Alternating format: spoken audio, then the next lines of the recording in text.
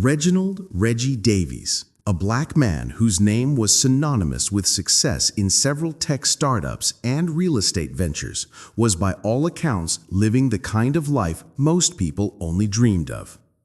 Multi-millionaire status had afforded him a lifestyle of effortless luxury.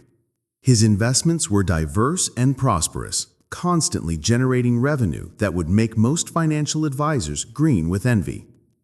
He owned a fleet of exotic cars, each a testament to engineering brilliance and aesthetic beauty, enough that he kept each in a different metropolis. He possessed residences sprinkled across the country, from a sleek, minimalist penthouse in Manhattan to a sprawling estate nestled in the Hollywood Hills. But despite the dazzling array of options available to him on any given Friday evening, a private box at the Staples Center, a gourmet tasting menu at a five-star restaurant, a quiet flight to his beachfront villa in Miami, tonight Reggie craved simplicity. He yearned for the unpretentious comfort of a classic American diner, a place where the aroma of sizzling burgers and freshly cut fries hung heavy in the air. He missed the familiar faces of the neighborhood, the casual chatter, the absence of pretense. He chose Big Al's, a no-frills establishment tucked away on a side street a few blocks from his first childhood home. The neon sign above the door flickered intermittently, casting a warm, inviting glow onto the sidewalk. Big Al's wasn't fancy. It was real. The worn vinyl booths, the scuffed linoleum floor, the walls adorned with vintage advertisements, it was all a comforting reminder of simpler times. Reggie consciously shed the trappings of his wealth before venturing out.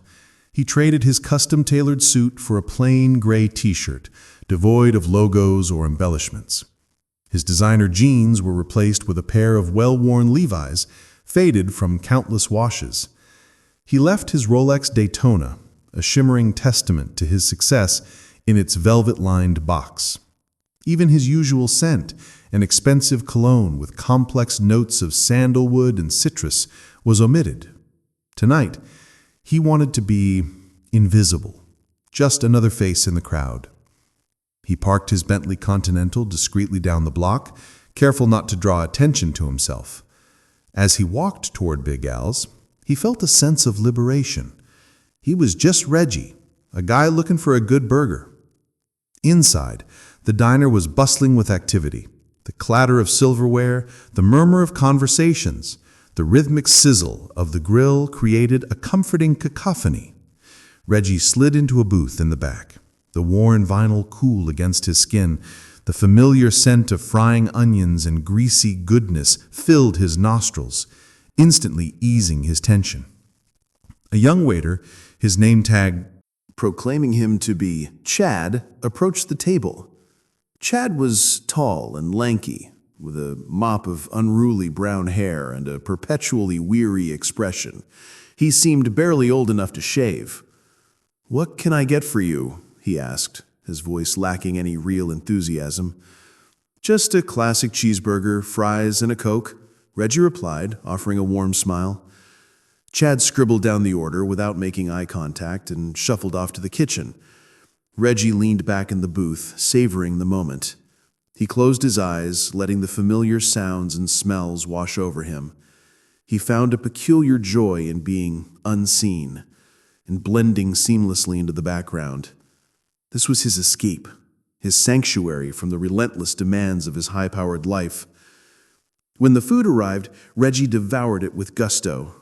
The burger was juicy and flavorful, the fries crispy and perfectly salted. He savored each bite, appreciating the simple pleasure of a well-made meal.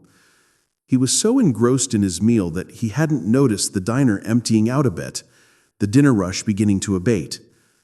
Finally, with a satisfied sigh, Reggie leaned back and signaled for the check. Chad sauntered over, slapped the bill on the table, and disappeared back behind the counter. Reggie reached for his back pocket. Expecting to retrieve his sleek alligator skin wallet, his fingers groped around, encountering nothing but the smooth fabric of his jeans. A cold wave of dread washed over him. He patted his other pockets, frantically searching for the missing wallet. Nothing. His heart sank. He realized, with a mortified groan, that he had left it on his dresser back at his sprawling mansion.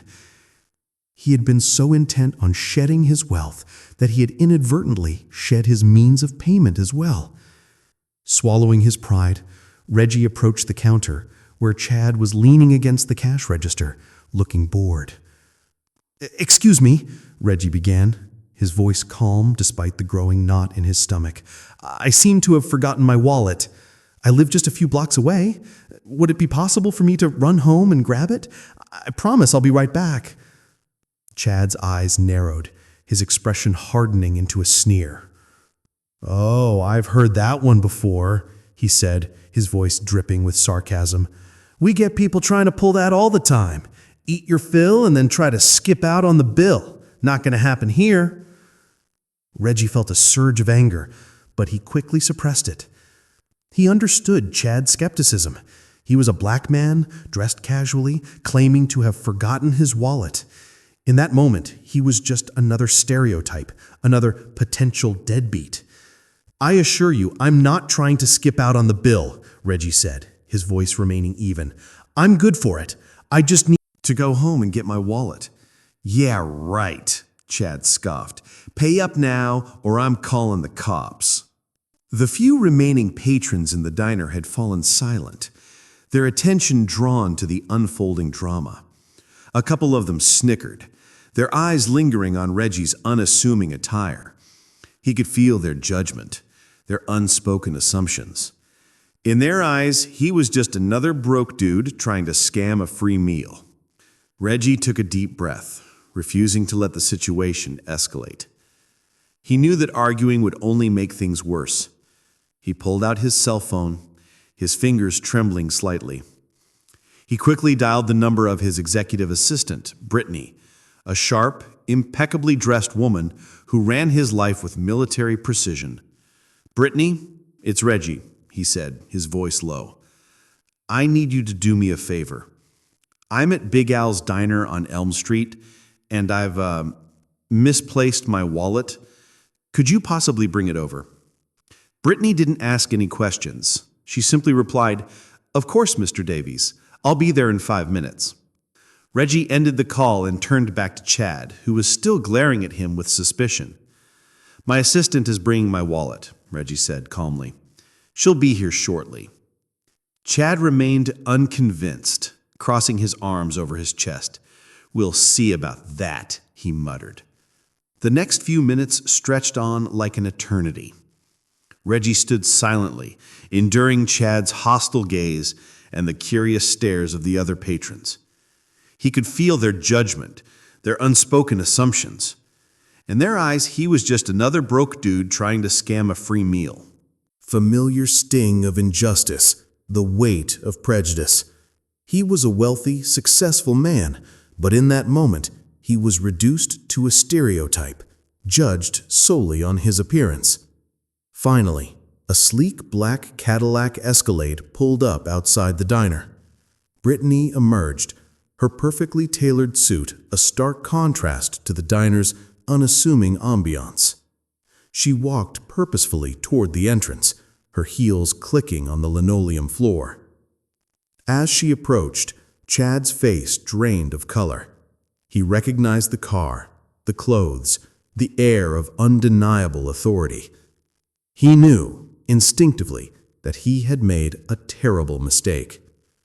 Brittany walked directly to Reggie, her expression composed and professional.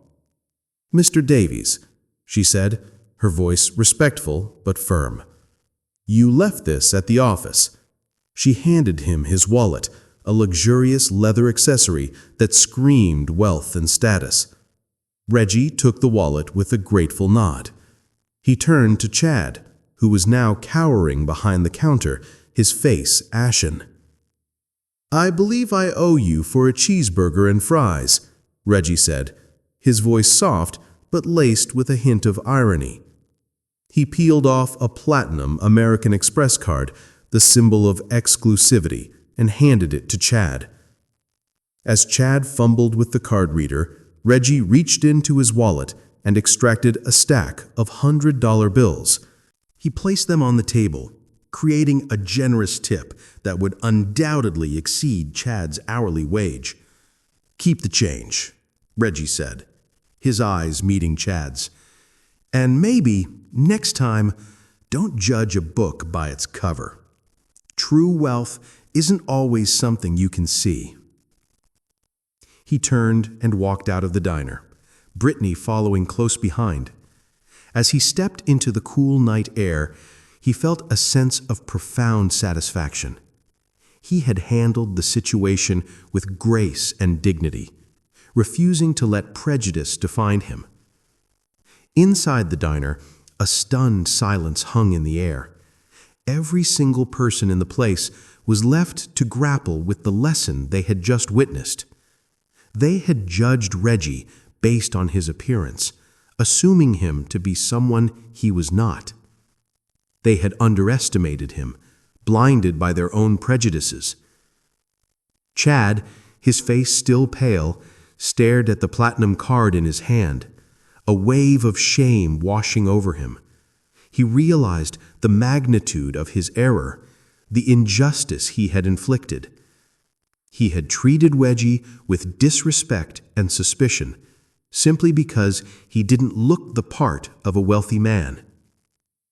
As Reggie drove away in his Bentley, couldn't help but reflect on the experience.